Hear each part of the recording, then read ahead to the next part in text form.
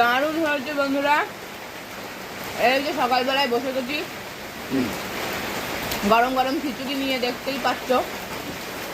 বাজে 11:30।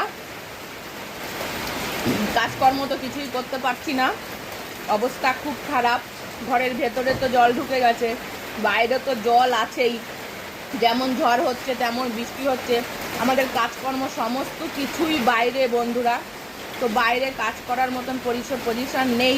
কি করে থালা বাসন মাজবো, কি করে আরও কাজকর্ম করব। তাই এই যে পাতায় খেতে বসেছি, খাবো, পাতা ফেলে দেবো, কি করব, কিচ্ছু করার নেই।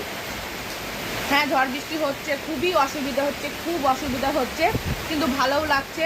কারণ এই বৃষ্টির দিনে ঘরে বসে জমিয়ে খিচুড়ি তো খেতে পাচ্ছি।